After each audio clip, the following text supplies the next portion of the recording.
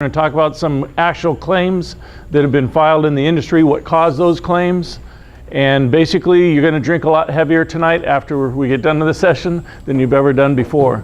The last couple of years, some more claims have happened in the last few years because of several different reasons. We're going to talk about the possibility why those claims are happening, how you address them so that you can have a lower cost on your insurance.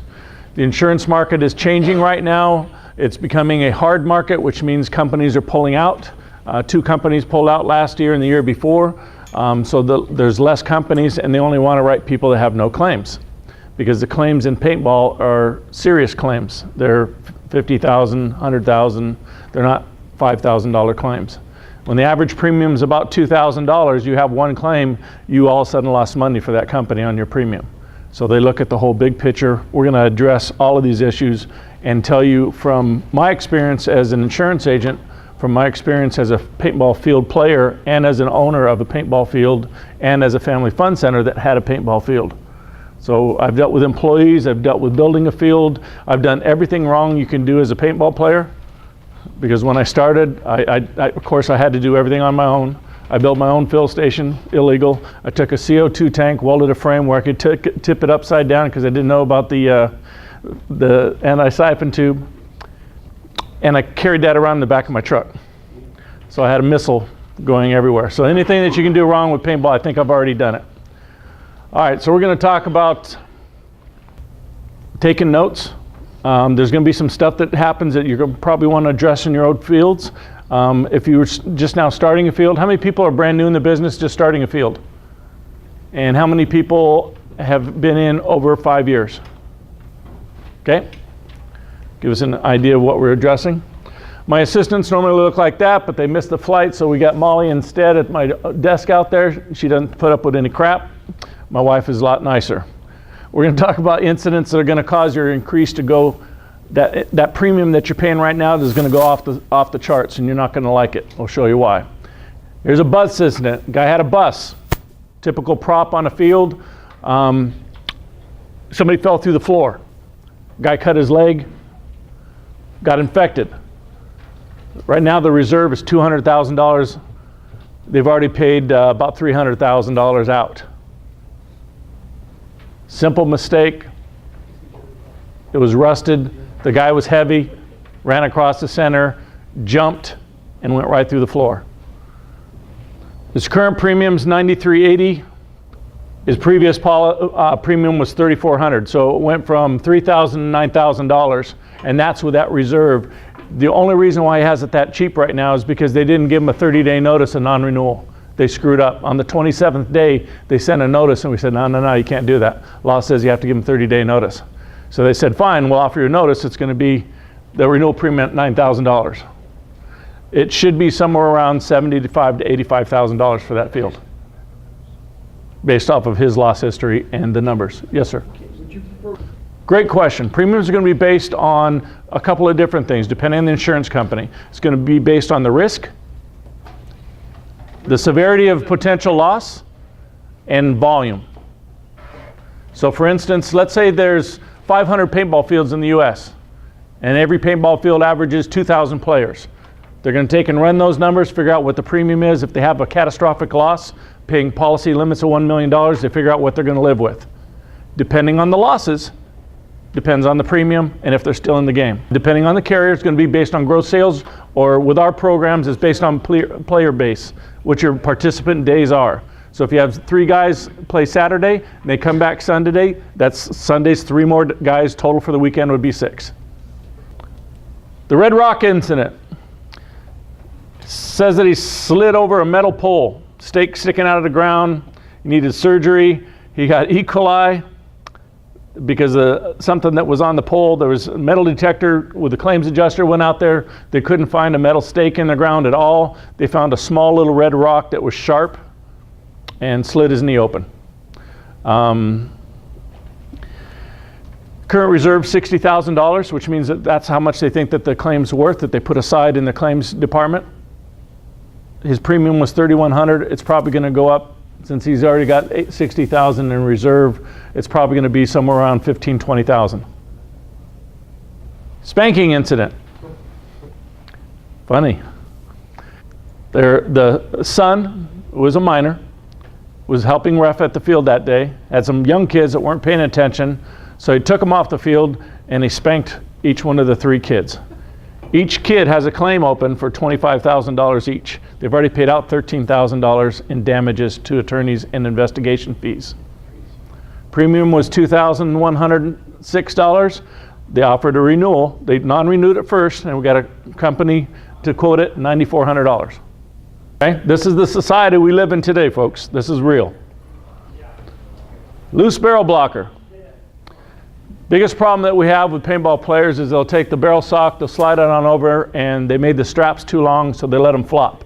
So somebody pulls it, especially if it's an electronic gun, and it might be in ramping or in burst mode, you're going to end up with an episode of multiple shots come on and out, especially if it sits it down on a shirt, if it's on a hoodie, if it's on their equipment bag and that trigger bounces.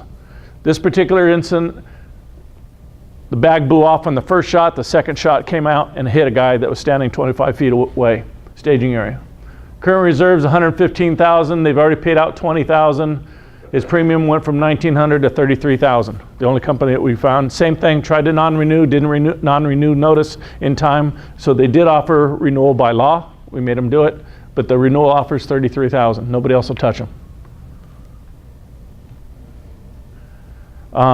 That reserve at $115,000,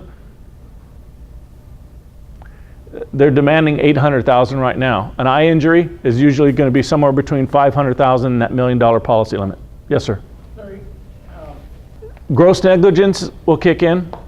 Some people don't incorporate, and so the personal liability will pick up where they're actually drug into it. Some of them have a corporation and don't run it correctly, don't have the meetings, don't have the notes taken down, so they pierce the corporate veil.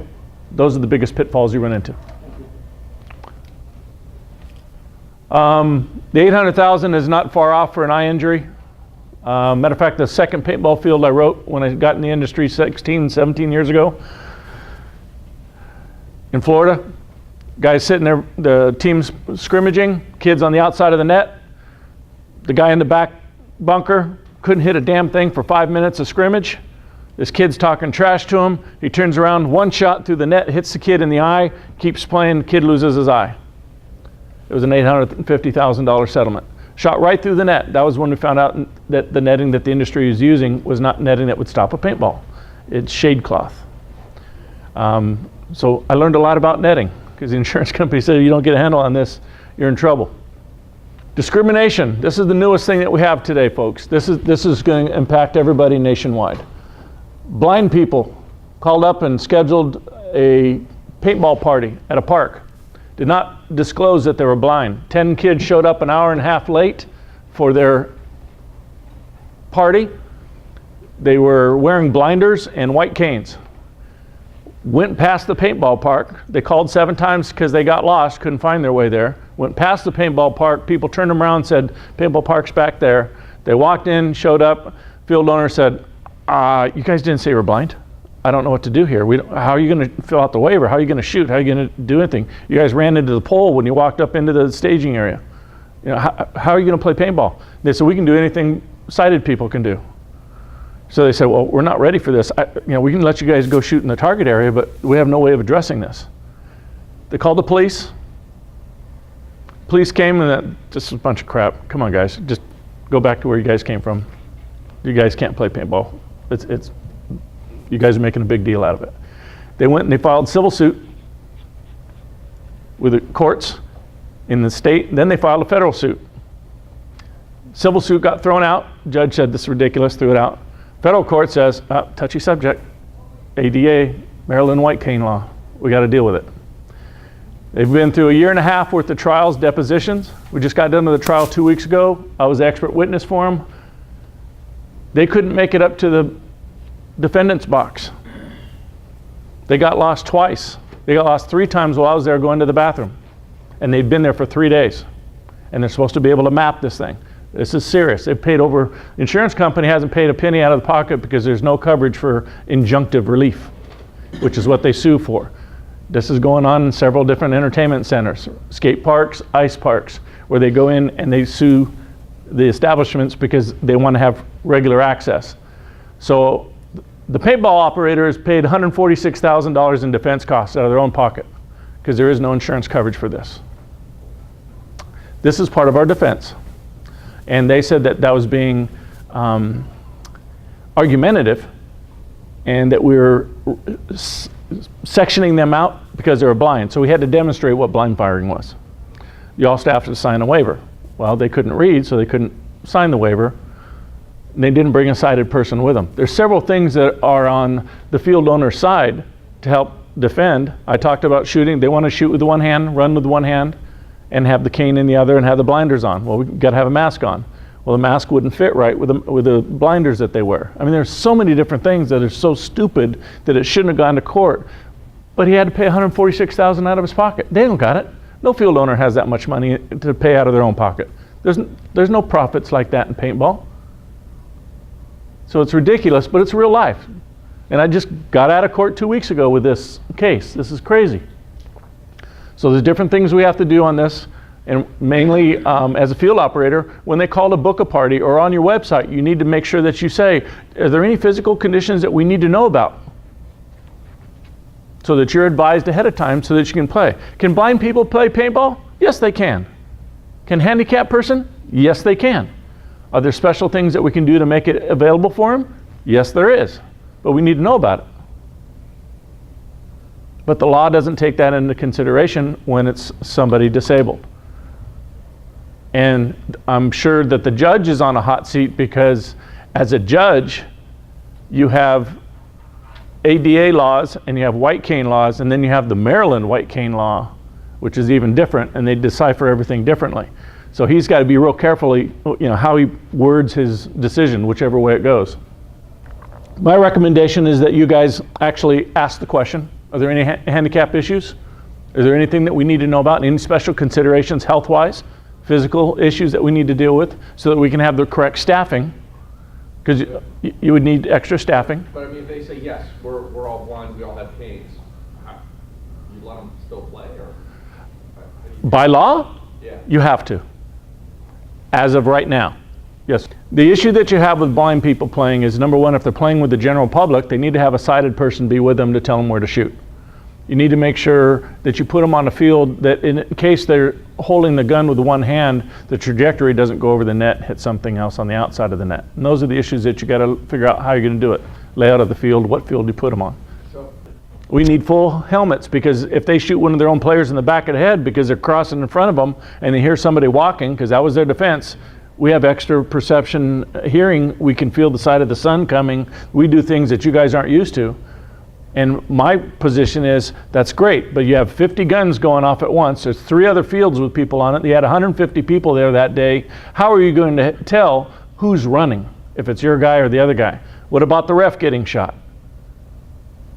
You get shot in the groin, you go down. You can't ref. You can't speak. You like see 6 different people in front of you. And these are all things that you have to take into consideration as a field owner. Is it okay to put them? That's the best way to handle it, in my mind, from a business sense. Can they still sue you? Yes, because they want to be treated as equals.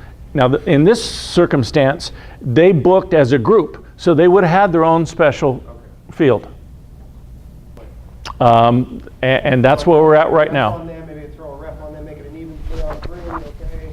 Well, you never want to throw a ref in there. Well, he'll know the circumstances. No, you never want to have your own people playing against your customers. why is that? The lawsuit goes more money because you're not supposed to interact with your customers. If you shoot somebody and injure them, it's worse than if a participant shoots somebody and injures them. If a ref has a ref shirt on, Yes, sir. and it's 5 against 4, and he says, I'm going to jump in and play. He's playing as an employee. If that employee injures somebody, the payout's going to be higher because they're supposed to be an employee. If he's off the clock and jumps in and plays, not a problem. He doesn't have a ref shirt on, he's not representing the field, different story. Now he's a regular participant, different issue. Good questions. Allergic reaction to the cleaner that they use. Mom called up, my kid breaking out, had to go to the emergency room, had an allergic reaction. The claim paid out $2,400. How are you going to tell? There's no way. All right, we're going to talk about 10 issues on things that you see every day. And if field owners have been in business over 5 years, you guys have probably seen it. You walk by it all the time. My Family Fun Center, I'm anal on safety. I'm the worst safety Nazi there is. The paintball industry knows me as the goggle Nazi and the barrel sock Nazi, okay? They hated me because I jumped on everybody. When they inspected our Family Fun Center, they wrote me up for 26 violations. My park, that I inspect daily, that I thought I was like dead on. Yes, sir. Who inspected? The insurance inspector came to do an inspection. All right. We're going to talk about a website. What's on it? Field, layout. We're going to talk about your air tanks, your chronograph, your referees, what you're going to be able to do to help train them. Retail sales, where's your exposure?